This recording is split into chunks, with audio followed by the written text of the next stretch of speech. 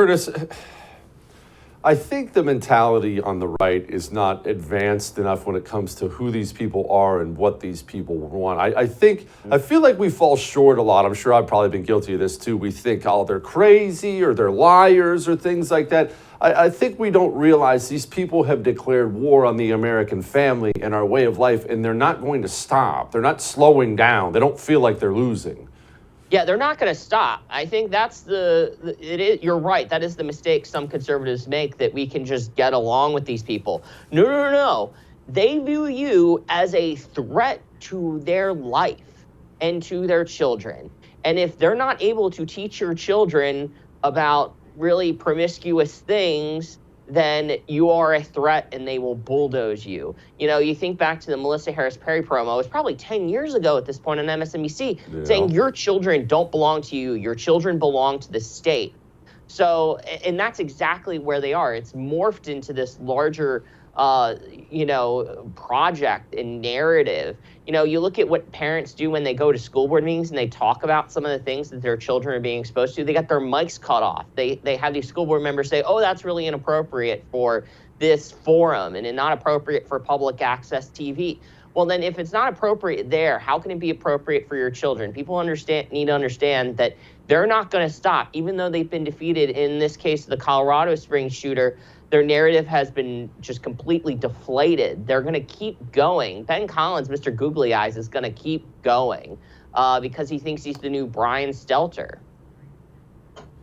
Curtis, what a thing to aspire to. Curtis, why the children? Because it is one of those things that even wakes up the normal person. You know, your kind of apolitical neighbor all of a sudden is sitting up in his seat when he finds out his 8-year-old daughter has pornographic books in her school library. That's the kind of thing that snaps him awake. Why are they so purposeful about going after the children? Because they definitely are. That's clear.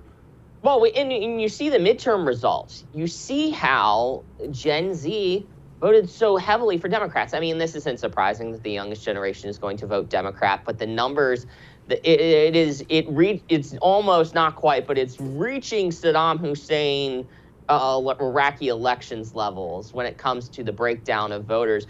And they know that if you look at the other generations, millennials starting to trek back towards the right, Gen X and baby boomers and on up, they voted heavily Republican. They are solidly rock-ribbed conservatives.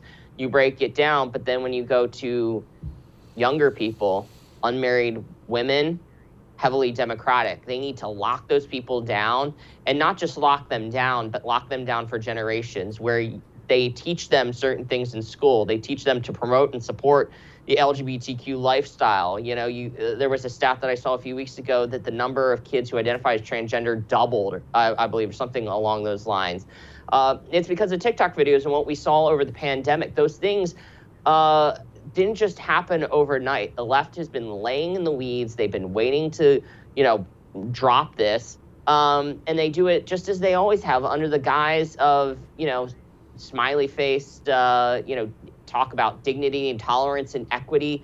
Jonah Goldberg, when he was half decent, rock-ribbed conservative, he had that book, Liberal Fascism. That liberal fascism, the authoritarianism from the left, wasn't going to come with fire and brimstone, the kind of stuff we see in China and we saw under the Soviet Union and now with Putin. It was going to be the smiley-faced variety with the Walmart smile face, promising all sorts of great things.